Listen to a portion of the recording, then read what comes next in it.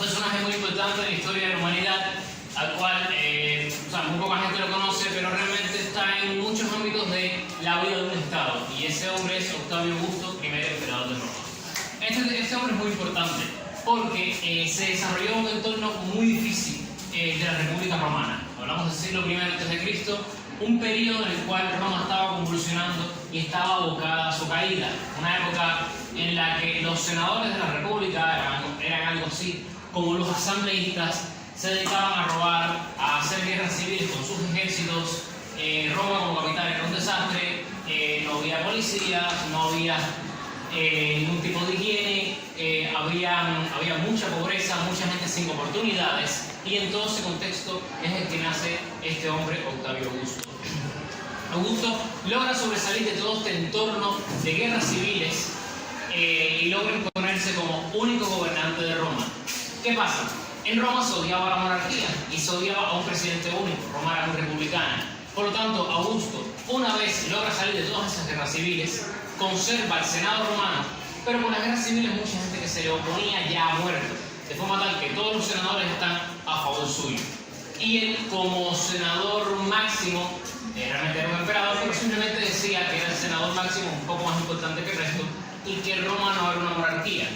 Y eso lo complementaba con una forma muy humilde de comportarse. Por ejemplo, Augusto, a pesar de ser la persona más importante del imperio, más importante de la humanidad, vivía en una pequeña casa en el Monte Palatino, y de hecho la ropa con la que iba al Senado se la tejía su esposa.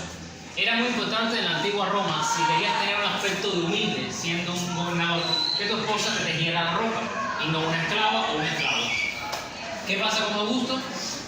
Básicamente, entre todas las cosas que hizo, se encuentra, por ejemplo, que Augusto inventó la policía. Es básicamente el arquitecto de un Estado moderno. Inventó la policía, inventó los bomberos, inventó el servicio de aguas a pañales, es decir, de las calles, la gente que se encarga de los acueductos.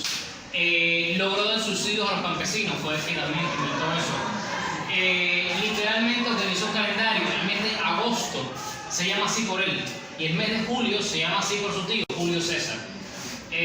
Por eso les digo, está en ámbitos que no sabemos reconocerlos, pero está ahí su influencia. Es básicamente la persona más importante de Roma, y Roma es la civilización abuela de Latinoamérica, siendo la civilización madre de España. Ahora bien, el aspecto puramente psicológico de Augusto. Decidí basar 3 teorías para hablar sobre esto, ¿no? Tenemos a Murray, tenemos a Horney y tenemos a Jung. No quise elegir a Sigmund Freud por 2 motivos. 1, no hay suficiente información sobre la vida sexual de Augusto. Y 2, y más importante, me parece que Jung dio una perspectiva más completa de la que podría haber dado Sigmund Freud. Ahora bien, empecemos con Murray. Horney. Horney habla de la importancia de la autorrealización. ¿Y cómo se consigue esta autorrealización? Se consigue en base a la conducta, a la crianza y a las condiciones que será un adulto sano. El padre de Octavio murió cuando él tenía 4 años y fue criado durante todo ese tiempo por su abuela, la hermana mayor de Julio César, llamada Julia la Mayor. Su abuela tuvo mucha influencia en él y logró enseñarlo adecuadamente. Teniendo en cuenta que Octavio era una familia rica, nunca pasó demasiado trabajo y él en general se le consideró un prodigio en su momento. A los 12 años ya él podía dar discursos frente a miles de personas, y a los 13 se le consideró un adolescente, cuando en Roma se le consideraba adolescente a los jóvenes a los 14 años.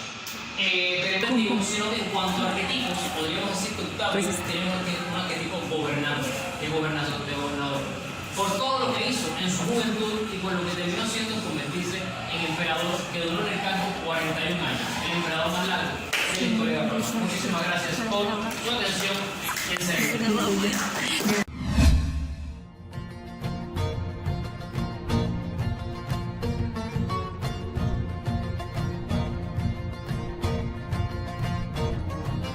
Patazan bir başlı şegalu